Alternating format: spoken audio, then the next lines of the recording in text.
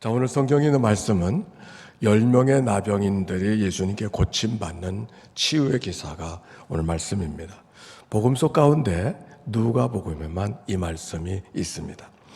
예수님이 예루살렘으로 가시는 길에 한 마을에 나병 환자를 만나게 되었습니다. 당시 나병인들은 일반 사람들을 접근할 수가 없었습니다. 왜냐하면 전염이 되는 것이기 때문에. 그래서 나병인들은 건강한 산 쪽으로 바람이 불면은 영향을 주지 않으려고 적어도 50m는 떨어져 살아가도록 되어진 것이 성경에 있는 가르침이 옳습니다.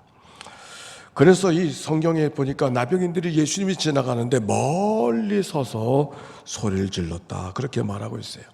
예수 선생님이여, 우리를 불쌍히 여기소서. 예수님 뭐라고 말씀하셨어요? 가서 제사장에게 너희 몸을 보이라. 제사장에게 몸을 보이라고 하는 것은 나병인이 나병인으로도 회복되어졌다고 하는 그 확진, 모든 것이 다 끝났다고 하는 것을 누가 인정해 줘야 되냐면 제사장이 인정을 해야 되기 때문에 지금 나병인들에게 제사장에게 가서 내 몸이 나았다는 확증을 받으라 라고 이야기하고 있는 것입니다. 어떻게 되었을까요? 정말 예수님의 말씀대로 그들이 갔었을 때 그들이 다 깨끗함을 입었다고 했습니다. 그런데 문제는 돌아와서 감사하는 사람이 한 사람뿐이었다고 하는 얘기죠. 더욱이 그 사람이 사마리아 사람이었다라고 성경은 소개하고 있습니다. 주님이 뭐라고 말씀하셨을까요? 깨끗함을 받은 9은 다 어디 있느냐, 이렇게 말씀하셨어요. 당연히 감사해야 될 사람에게 감사하지 못하는 것에 대한 책망이 담겨 있는 말씀입니다. 전통적으로 이 이야기는 감사절에 나누는 말씀입니다. 그렇죠? 감사에 대한 이야기니까. 그런데 이 말씀을 다시 찾아보니까 이 말씀은 감사할 줄 모르는 사람들에게 감사하면 좋겠다 하는 가르치기보다 더 중요한 메시지가 있는 걸 알게 됐어요. 믿음에 대한 이야기예요. 자, 우리 성경 한번 봅시다. 누가복음 17장 18절과 19절의 말씀. 자, 예배당 올 때는 다 성경 갖고 와야죠. 성경을 펴서 17장 18절과 19절의 말씀 다 펴셨나요? 시작. 이 이방인 외에는 하나님께 영광을 돌리러 돌아온 자가 없느냐 하시고 그에게 이르시되 일어나 가라, 내 믿음이 너를 구원하였느니라 하시더라. 마지막 이야기가 중요하죠. 무엇에 대한 이야기예요? 믿음에 대한 이야기. 내 믿음이 너를 구원하였느니라. 오늘 저는 이 나병인의 치유의 사건을 통해서 믿음의 이야기를 같이 나눠보려고 합니다. 그래서 제목이 참 믿음의 사람이다, 그런 제목입니다. 믿음의 사람이 뭔가? 믿음은 어디서 시작되어지는가? 첫째, 다 같이 시작.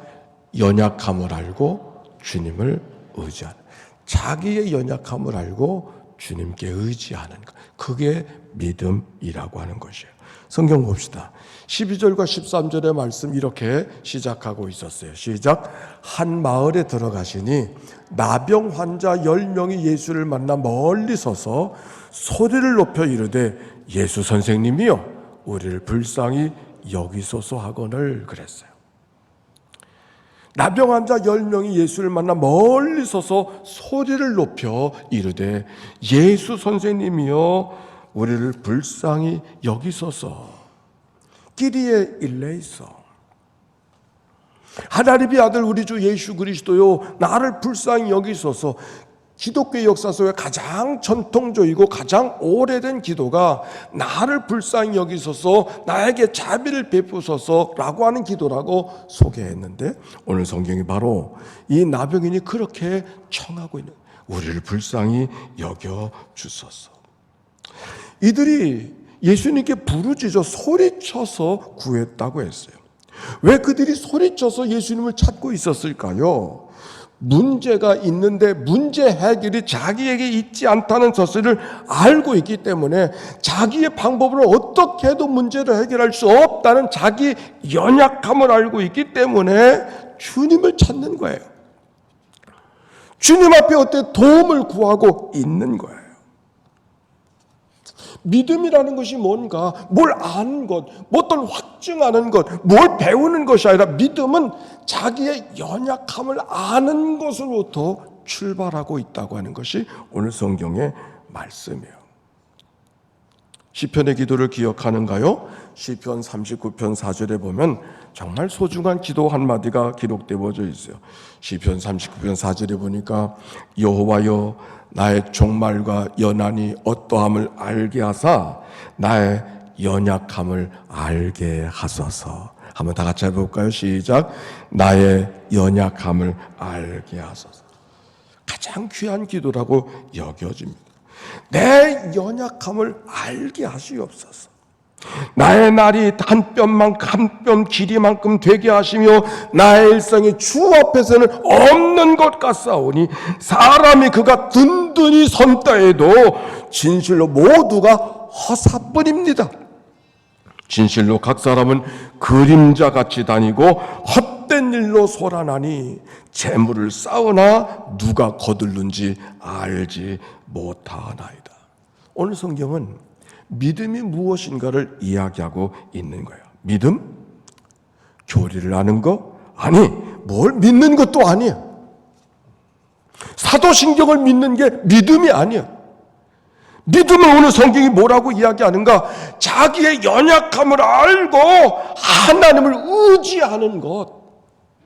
연약함을 아는 어린아이들이 엄마를 의지하듯이 아버지를 의지하듯이 의지하는 게 그게 믿음이란 말이에요. 우리가 사형리를 통해서 전도하지만 따라 외우라고 그러고서 영접하셨습니까? 그러고서 하나님의 자녀가 됐다고 선포하지만 그 문제가 있는 거예요. 개념으로 하는 거 따라 외웠다고 해서 되는 것이 아니라 자기의 연약함을 알고 주님께 주께 자기를 의탁하는 것, 거기가 믿음의 시작이라고 하는 말씀. 여기 나병인에게 그런 믿음이 있는 거예요. 여기 나병인이 주님 앞에 소리쳐서 부르짖었다 그랬어요. 왜 소리쳐서 부르짖었어요? 자기 문제가 자기 힘으로 해결될 수 없는 것을 알았기 때문에 소리쳐서 주님을 구하고 있는 것이죠. 오늘 예배하는 자리, 연약함을 갖고 온 자리가 온 분이 계시나요? 연약함을 갖고 있다. 내 인생은 왜 이렇게 연약한가? 내 삶은 왜 이렇게 보잘것없는가? 내 삶은 왜 이렇게 시리고 아프고 한숨 쉬어야 되는가? 낙심이 되었습니까? 우리의 마음은 울적한 마음일지 모르겠지만 성경은 그게 믿음의 기회예요. 연약함을 아는 자들만이 하나님을 바라볼 수 있고 하나님을 의지할 수가 있고 우리의 삶을 주님을 기대할 수 있는 삶을 살아갈 수 있는 거예요. 우리가 시편을 읽어가면서 많은 시들이 탄식으로 시작했어요. 연약함을 고백하는 거예요. 그런데 끝날 때 찬양으로 끝나고 있었어요. 연약함을 안 자들만이 비로소 하나님이 하나님 되심을 알 수 있는 거예요. 인생이 너무 자신만만해서 하나님 없이도 살아갈 만하다고 생각하는 분이 혹시 있습니까? 하나님의 은혜가 있으면 좋고 없어도 그만이라고. 절대로 믿음 가질 수가 없어요. 연약한 자들만 하나님을 바라볼 수 있어요. 오늘 여긴 나병인 그 믿음이 어떤 믿음인가? 내 연약함을 알고 주님을 소리칠러 주님의 도움을 구하는 자리, 거기 믿음이 시작되고 있다고 하는 사실. 우리의 믿음은 연약함으로 주님을 의지하는 게 믿음인 것을 기억하시기를 바랍니다. 두 번째, 시작. 용기를 갖고 걸어가는. 어떻게 하라고요? 용기를 갖고 걸어. 자, 17장 14절 봅시다. 시작. 보시고 이르시되 가서 제사장들에게 너희 몸을 보이라 하셨더니 그들이 가다가 깨끗함을 받으되. 갔기 때문에 깨끗함을 받았다? 가서 제사장을 만났기 때문에 깨끗함을 받았다? 그렇습니까? 아니죠. 그들이 가다가, 누구한테 가다가? 제사장이 가다가 아직 가지 못했어요. 도중이에요. 여정 속에 그들이 깨끗함을 받았다. 여기 제사장으로 달려가는 이 나병인들의 마음이 어떤 마음으로 갔을까요? 달려갔을까? 아, 제사장에 가면 내 몸이 치유가 되겠구나. 달려갔을까? 아마 그러지 못했을 거예요. 만약 그들이 달려갔다면 달려갔다고 이야기했을 거예요. 그런데 오늘 성경은 그런 표현은 없지만 가다가, 여기에 묘미가 있는 거예요. 믿음이 뭔가를 지금 성경이 이야기하고 있는 거예요. 우리가 믿음은 때로는 어떤 확신으로 생각할 때가 많이 있어요. 여기 나병인의 믿음, 제사장이 가라고 했었을 때 확신을 갖고 달려가듯이 뛰어서 그렇게 제사장이 갔을까? 그렇지 않았을 거예요. 주님께서는 가라고 하시니까 가면 문제가 해결될까? 괜한 수고하는 거 아닐까? 하는 마음이 같이 있었던 것이죠. 가야 되나 말아야 되나. 그러나 가야 된다고 하는 그 마음을 취하고 용기를 갖고 달려가는 거예요. 여기에서 믿음의 용기라고 하는 게 얼마나 중요해요. 에벨링이라고 하는 신학자가 이렇게 말했어요. 믿음이 뭔가 뭘 많이 하는 것도 뭘 배우는 것도 훈련도 아니고 믿음은 용기다. 사람은 기계가 아닐 때에는 늘 두 마음일 수밖에 없어요. 이래야 될까 저래야 될까. 오늘도 예배당 오면서 여러분의 마음이 두 마음 아니었나요? 이래야 될까 저래야 될까. 이렇게 하나님 앞에 감사해야 될까 저렇게 하나님 앞에 감사해야 될까. 예수님도 십자가 앞에서 두 마음이었어요. 십자가를 져야 되나 아니면 달리 가야 되나. 예수님도 두 마음이었는데 하물며 인간이 기계가 아니잖아요. 우린 다 두 마음을 갖고 씨름하는 거예요. 이리 해야 되나 저리 해야 되나. 그러나 하나님께서 원하시는 것이 무엇인지를 믿음으로 취하고 오늘도 나와 예배하는 것이죠. 어떤 사람은 그 믿음을 취하지 못하고 집에 있는 분도 계실 거예요. 난 코로나의 이 계절 속에 10월 한 달이 믿음 있게 믿음을 취해서 용기 있게 주님 앞에 나오는 모두가 되어주시기를 바랍니다. 오늘 말씀을 준비하면서 어거스틴의 기도를 제가 여러분에게 소개하려고 합니다. 어거스틴의 여러 기도 가운데 무화과 나무 밑에서 회심하던 이야기를 적고 있었습니다. 제목은 들고 읽어라 라고 하는 제목의 글이었습니다. 자, 귀를 기울여 보세요.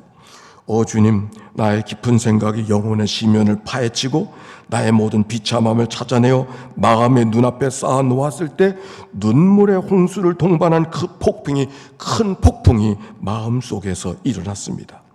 어떻게 했는지는 몰라도 나는 어느 무화과 나무 밑에 쓰러져 흘러나오는 눈물을 마음껏 흐르도록 했습니다. 주님, 그렇게 세차게 흘러나온 눈물이 주님께 드리는 합당한 희생 제물이었습니다.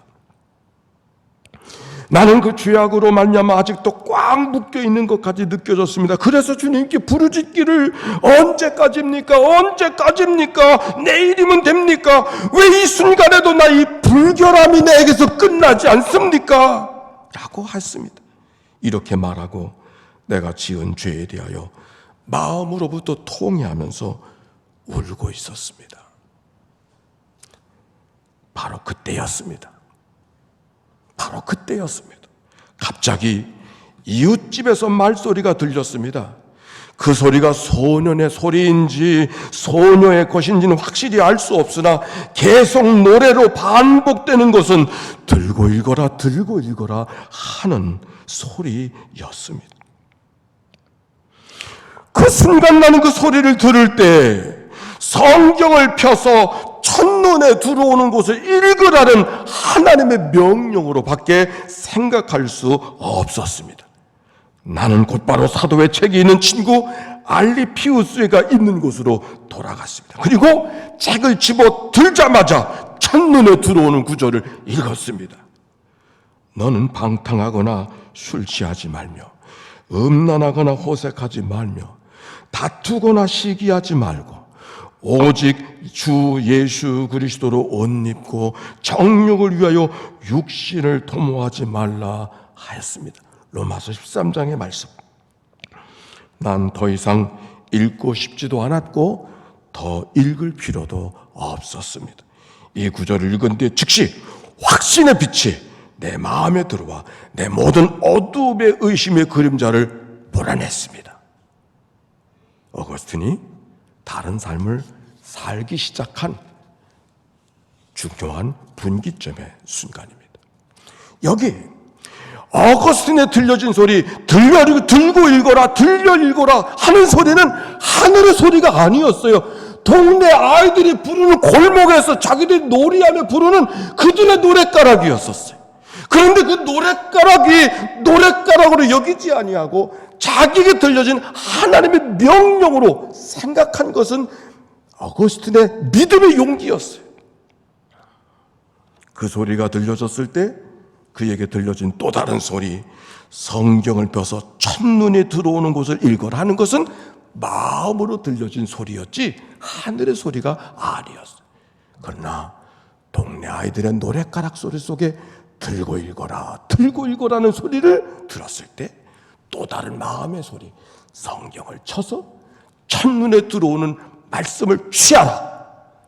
마음의 소리였지만 마음의 소리를 지나쳐버리지 아니하시고 하나님의 명령으로 들었다는 이야기입니다.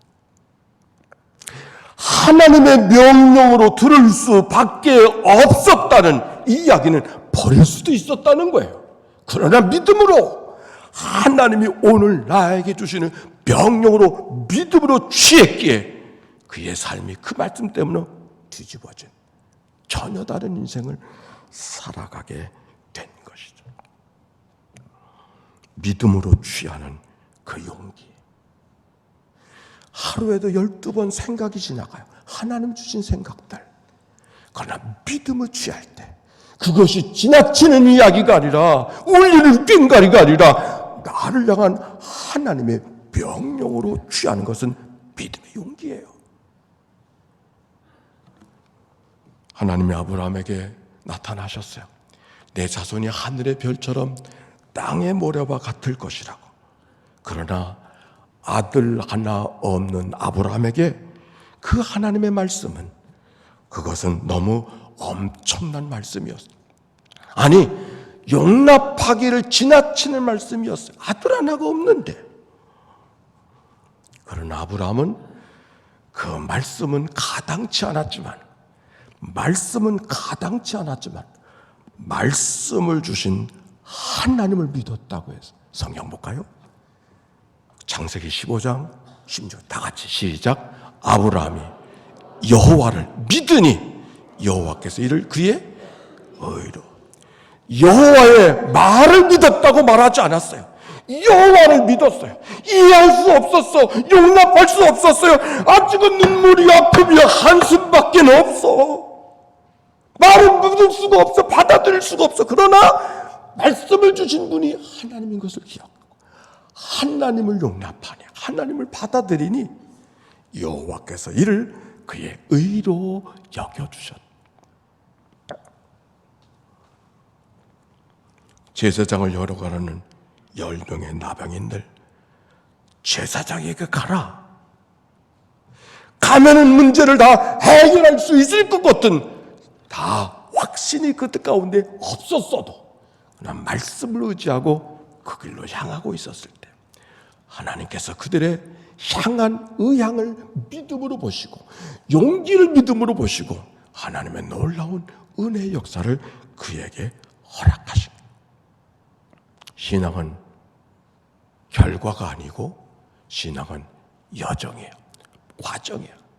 예수 이 정도 믿어야 되지, 나만큼 믿어야 되지, 그런 분 계십니까? 아직 믿음이 오지 못한 거예요.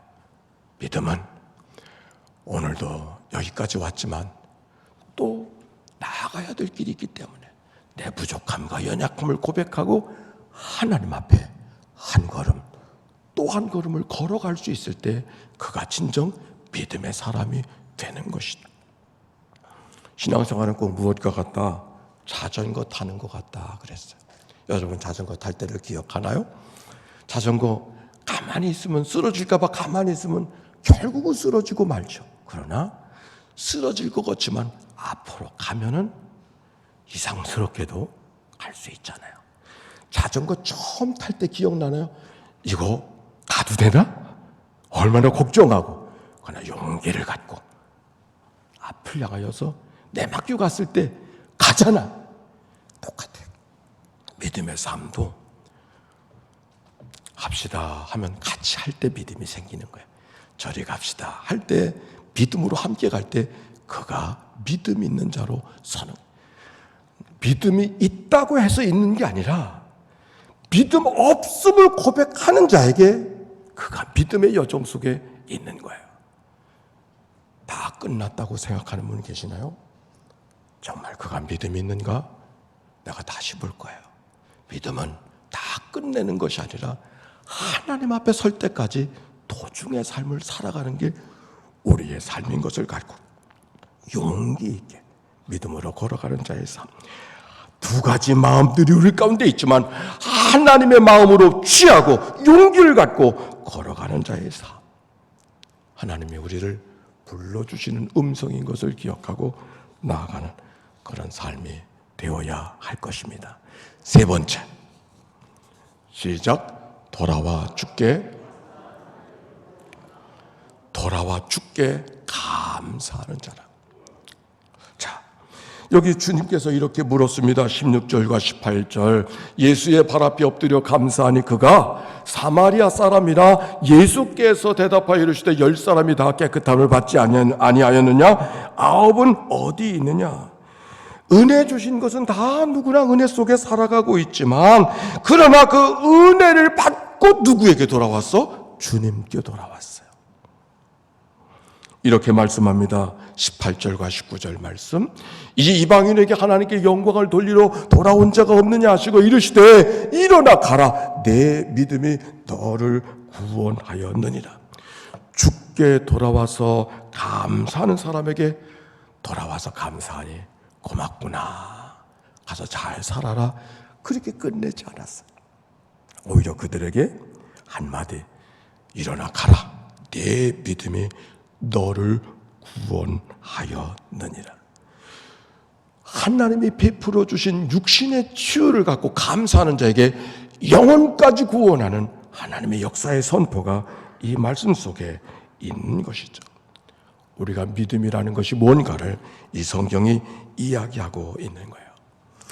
은혜 받은 사람은 그만이 아니었습니다. 은혜 없이 살아가는 사람은 아무도 없습니다. 우리가 하루하루 살아가는 게 하나님의 은혜 아닌가요? 믿는 사람들만이 그 은혜 속에 살아가는 것이 아니라 모두가 다 은혜 속에 살고 있어요. 그러나 주께 돌아와 그 은혜에 감사하는 사람의 모습을 믿음의 사람이라고 성경은 막 말하고 있는 거예요. 주께 돌아와 감사하는 사람. 하나님이 그들을 예배를 받으시고 그들을 믿음으로 인정해 주시고 선포하시며 구원을 말씀해 주시는 주님의 말씀. 여기 주님 은혜 주신 분이 주님인 것을 믿고 돌아와 감사하는 자에게 구원의 은총을 허락하신다는 말씀. 시편 50편 23절에 이런 말씀이 있어요. 다 같이 한번 찾아봅시다. 시작. 감사로 제사를 드리는 자가 나를 영화롭게 하나니 그 행위를 옳게 하는 자에게 내가 하나님의 구원을 보이리라. 감사로 제사하는 자를 나를 영화롭게 하나니 그 행위를 옳게 하는 자에게 내가 하나님의 구원을 보이리라. 오늘 여러분의 마음은 어떤 마음인가요? 은혜 없이 살아가는 사람이 없다면 감사 없이 살아가는 사람도 없을 것 같습니다. 그러나 주께 감사하는 자는 누구나는 아닌 것 같습니다.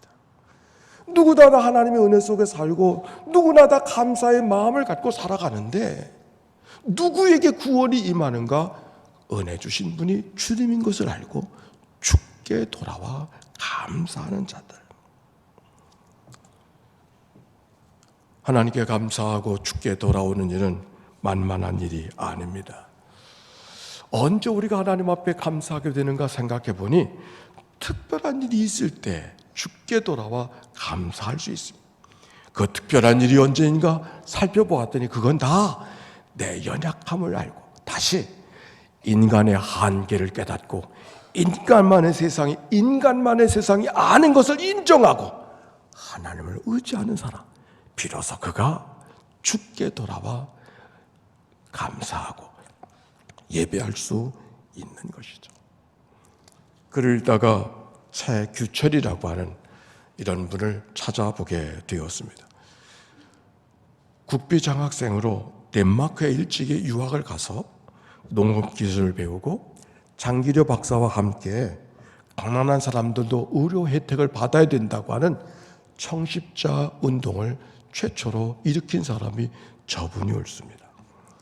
그러나 이분이 31살이 되었었을 때 언덕길을 올라가다 차가 굴러서 그만 차의 휘발유가 폭발해서 온몸에 화상을 입고 말았어요. 얼굴은 흉측하게 변하게 되어졌어요. 청력은 손상되어지고 한눈은 멀어버리고 또 한쪽 손은 녹아버려서 볼품없는 모습이 되었습니다. 눈, 코, 입, 귀 모든 것이 다 아주 이상한 모습. 그 사람들이 가까이 오기를 싫어하고 아이들이 이티 할아버지라고 놀려대던 사람이 이 사람이었습니다. 30번에 걸쳐서 수술을 하다가 결국 병간호에 지쳐서 그 아내가 일찍 세상을 떠나가고 맙니다. 한숨과 탄식이 참 기가 막힌 시간이었지만 사람들마다 자기를 인정해 주지 않는 참 어려운 시간을 살고 있지만 그래도 그는 용기를 가졌어요. 내가 비록 흉측한 사람들에게 말로 하면 징그러운 인생을 가졌지만 그래도 생명 살려주신 분이 하나님 아니신가? 이 생명 주신 하나님 앞에 내가 어떻게 살아가야 될 것인가? 오히려 그 흉측하고 불편한 모습을 사명으로 깨닫게 되어져서 감사하며 살아가는 감사 운동을 만들기 시작을 했어요. 두밀리라고 하는 대안학교를 만들어 교장이 되어지고 소록도에 가서 봉사자들 데리고 와서 함께 봉사하면서 그들에게 소망을 주는 그런 사람이 이 사람이 되었습니다. 그가 이렇게 하나님 앞에 고백합니다. 하나님, 나는 귀가 타버렸지만 소리 듣는데 지장 없으니 감사합니다. 한겨울에 사람들이 귀 떨어진다고 고생하는데 떨어질 귀도 없으니 감사합니다. 그러면서 하나님 앞에 감사했다는 거예요. 하나님, 피고름 나던 내 머리에서 새 머리카락이 나오게 하시니 감사합니다.